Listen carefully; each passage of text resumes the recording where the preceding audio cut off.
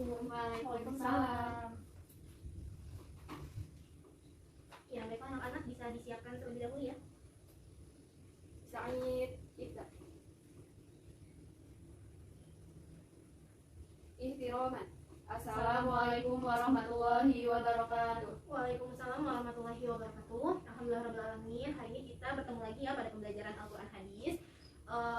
Gimana? Masih semangat buat belajar? Masih semangat, Bu. Alhamdulillah. Alhamdulillah. Pada puasa semuanya? Alhamdulillah ya Bu puasa. Ya, alhamdulillah ya. Sebelum kita belajar, Ibu mau absen terlebih dahulu ya. Cici? Hadir Bu. Ya, Dewi. Dewi sakit Bu. Ibu sakit. Sakit apa? Demam katanya Bu. Ya, Rizka. Hadir Bu. Ya, istiqomah. Izin Bu. Izin Bu. Ya. Jadi cuma 2 orang yang hari ini ya? Iya Bu. Ya, jadi teman-teman nggak bisa. Kita mau belajar di bab kedua. Yang kemarin kita udah belajar bab pertama ya, tentang Al-Quran dan Hadis. Coba Rizka, masih ingat gak definisi dari Al-Quran? Al-Quran itu adalah sebuah kitab umat muslim atau umat Islam yang diturunkan Allah kepada Nabi Muhammad SAW sebagai pedoman hidup manusia Bu. Iya, pintar ya.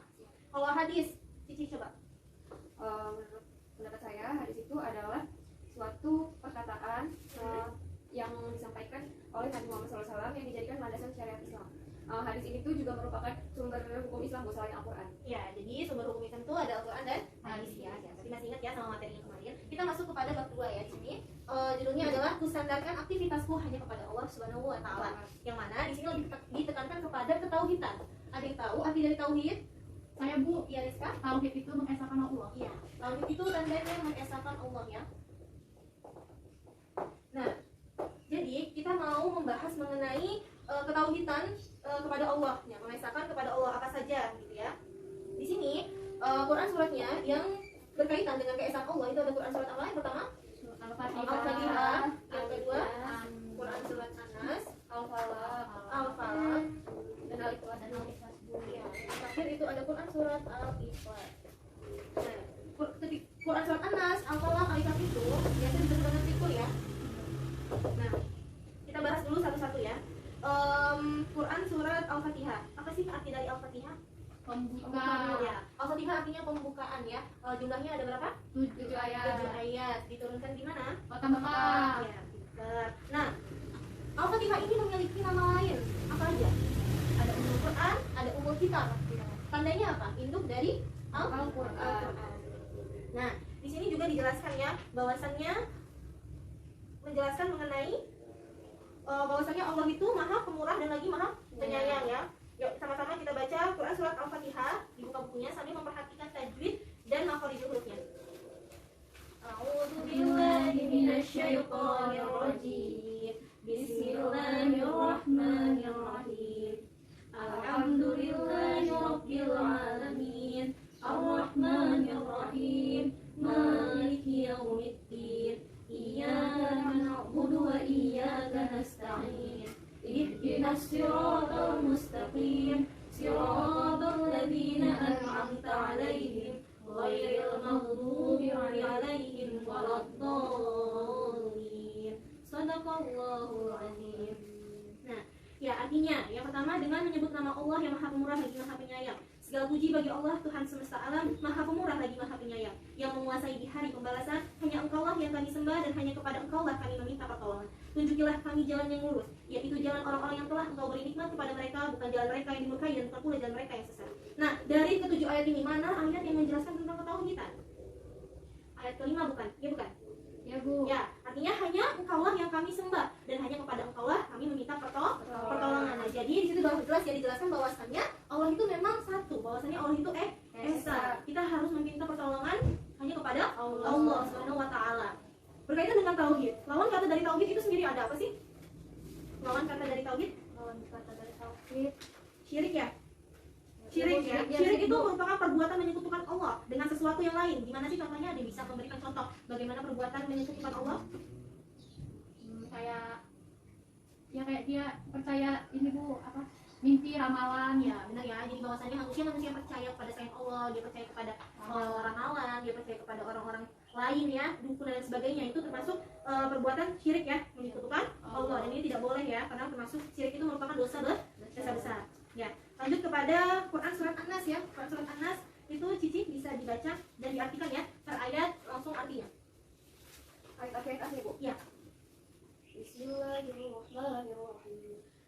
menyebut nama Allah yang Maha Pemurah lagi Maha Penyayang.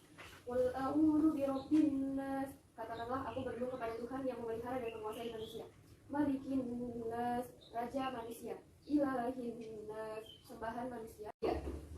Ya syarril waswasil khannas, dari kejahatan bisikan syaitan yang biasa bersembunyi.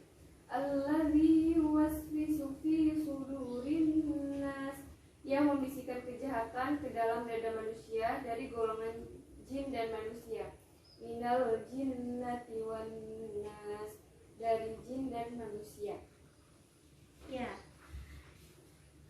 Ya, lanjut Cici, penjelasannya bagaimana? Bisa dibaca? Surat An-Nas ini merupakan salah satu surat disebut dengan Al-Mu'awwazitain, yaitu dua surat yang mengandung perlindungan. Di sini isi kandungan surat An-Nas itu mengingat penghambaan manusia yang dalam kepada Allah sebagaimana dijelaskan akan mengatakan rasa ketidakberdayaannya dan menyadarkan hanya kepada Allah Subhanahu wa taala dari semua kejahatan yang dibisikkan syaitan. Ya, terus? Udah Bu. Jadi di surat An-Nas ini tauhidnya, ajaran tauhidnya yaitu penghambaan manusia kepada Allah ya. Ya, kepada keesaan Allah ya. Ya, lanjut di Quran surat Al-Falaq. Rizka bisa dibaca per ayat langsung arti juga ya. Bismillahirrahmanirrahim. Qul a'udzu birabbil falaq. Katakanlah aku berlindung kepada Tuhan yang menguasai subuh. Min syarri ma khalaq, dari kejahatan makhluknya. Wa min syarri ghasiqin idza waqab, dan dari kejahatan malam apabila telah gelap gulita. Wa min syarri nafasati fil 'uqad, dan dari kejahatan wanita-wanita tukang sihir yang menghembus pada buhul-buhul. Wa min syarri hasidin idza hasad, dan dari kejahatan pembenci bila ia benci. Ya. Di situ dijelaskan bagaimana ketauhidannya. Dalam surat ini dijelaskan beberapa kejahatan yang mengintai manusia, yang oleh karenanya kita diperintahkan untuk meminta perlindungan kepada Allah Subhanahu wa taala Sang Penguasa alam. Nah, yang dalam ayat keempat dijelaskan adanya kejahatan sihir yang menggunakan kekuatan setan untuk mengganggu manusia. Jadi maksudnya adalah ini juga berkaitan dengan Quran surat Al-Fatihah tadi ya. Kita harus meminta pertolongan hanya kepada Allah Subhanahu wa taala ya. Ya, yang terakhir itu ada Quran surat Al-Ikhlas ya. Quran surat Al-Ikhlas ini dijelaskan bahwasannya artinya ya, katakanlah dialah Allah yang Maha Esa. Esa itu apa sih? Satu ya, benar. Dialah Allah yang Maha Esa, dialah Allah yang Maha Satu. Allah adalah Tuhan yang bergantung kepadanya segala sesuatu. Dia tiada beranak dan tidak pula diperanakan, dan tidak ada seorang pun yang setara dengan Dia. Nah, di sini sudah jelas, Dialah Allah yang Maha Esa. Jadi benar bahwasannya Allah itu satu, Allah itu Esa. Dia tidak beranak dan tidak pula diperanakan. Nah, Allah itu tidak punya anak, Dia tidak punya bapak, Dia tidak punya istri ataupun Dia punya keluarga, itu tidak. Karena Allah itu tidak beranak dan tidak pula diperanakan ya. Jadi Allah itu tidak sama ya dengan makhluknya ya. Allah itu berbeda dengan makhluknya. Nah, dalam surat ini juga jelas dikatakan bahwa pengesaan terhadap Allah itu mutlak, harus kita lakukan sepenuh hati, di mana sifat Allah yang tidak mungkin dimiliki oleh makhluknya adalah Esa, yaitu tunggal, yaitu satu. Jadi sehingga keyakinan akan hal ini semakin memperkuat keimanan kita, sehingga kita hanya mempersembahkan semua penghambaan kita hanya kepada Allah. Nah, jadi kesimpulannya untuk materi hari ini ialah mengenai ketauhidannya, mengesakan Allah, yang mana isi kandungannya itu terdapat berkaitan dengan Quran surat Al-Fatihah, Quran surat An-Nas, Quran surat Al-Falaq, dan Quran surat Al-Ikhlas. Ya,